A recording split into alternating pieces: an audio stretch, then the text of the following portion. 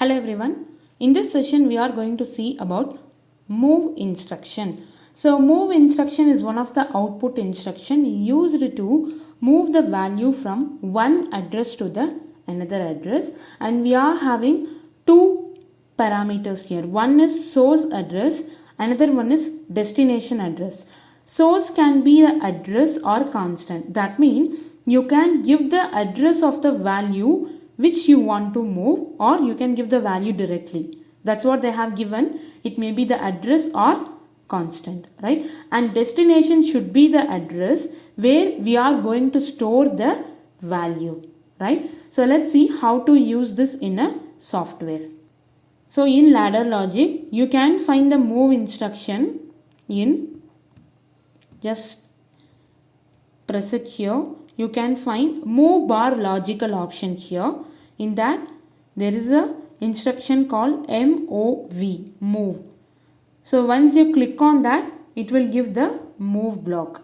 So as we have seen, we are having source and destination. So before that, move should have one input condition. That means the movement of value from one address to another address will be happening when you are giving the condition. That means when you are pressing this input, the move operation will be happen. That means you are having the control over there, right? It may be a switch, or it may be any sensor like that. It may be anything. Fine, right? So in source, I'm going to give one constant value which may be 30. I'll just give the constant value first. Later I'll give the address here. And for destination, I should give a word address. You can get the word address from the data files. From the data files, the 8th file is the integer file. Can you see here? This one, n7:integer. So by using this address, we can able to store the value. So I'm going to use n7:0 here. So when the run condition goes true, this 30 will be moved to n7:0. Let's check for error. Go for online.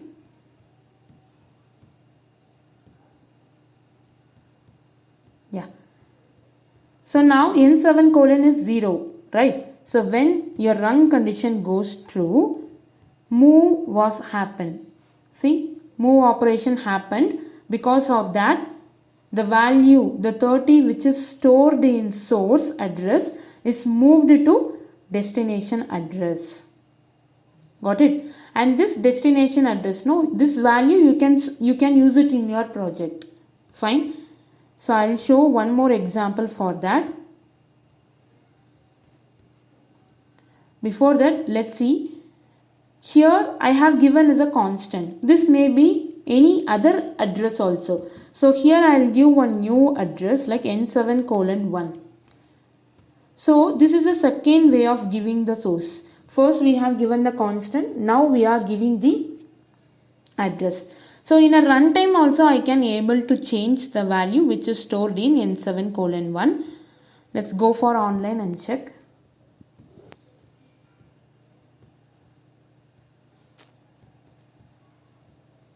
Now n7: is holding 0. Here also 0. Now I'll just change the n7: value to n7:1 value to 80. Now the movement operation is not happen. Move operation is not happen.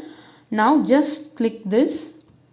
Now because of the move operation, n7:1 address, the value which is stored in that address is moved to n7:0. 80 is moved here. Even you can change the value now, it will be shifting. Now I change to 56. Again 56 is changed immediately. It is moved immediately because your run condition is true. Fine. So these are the two ways we can give the source address, right? So I'll give one more example as I have told. Now I'm going to have one timer here. I'm going to give the same input as timer. This is T4:0, right? Fine. Now I'm giving the preset value as 20. Now I can give even timer address here, timer's accumulator value here. So that is also a integer, no?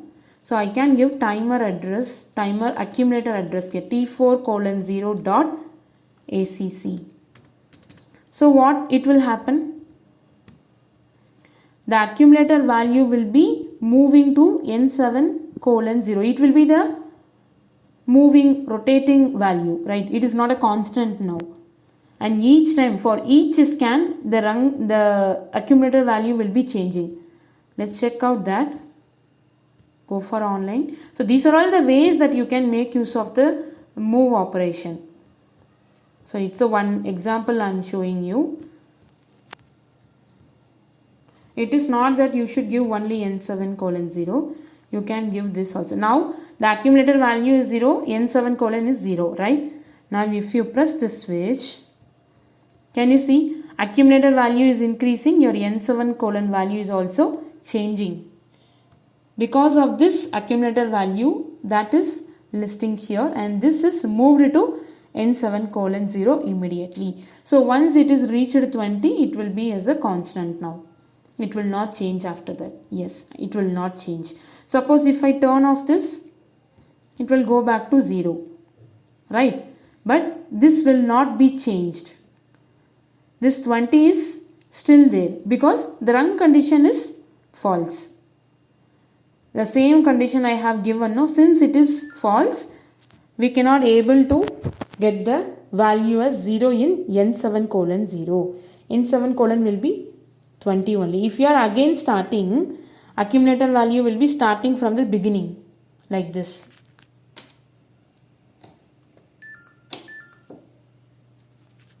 Right? And if you stop, it will be stopped over there. If you start again it will start from 0.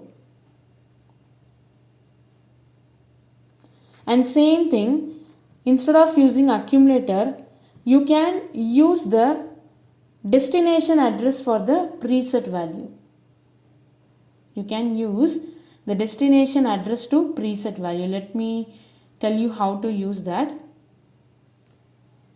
So here I am just giving N7:0, and here I am going to give the preset address. What is the preset address of the timer? Here you can check. This is the preset address, right? Just copy it or drag and place it. And that value I am going to give here. In this place, I am going to give the preset address. So whatever value I am giving in N7:0, that will be the preset here. And I'll just change this address. There should be some different input for move operation. Go download, run. Yeah. Now check the preset value. Now it is 20. Okay, that's what it is. Looks like 20. Now if you just turn on, this is happening. This is fine. Just turn off this. Now turn on your move instruction.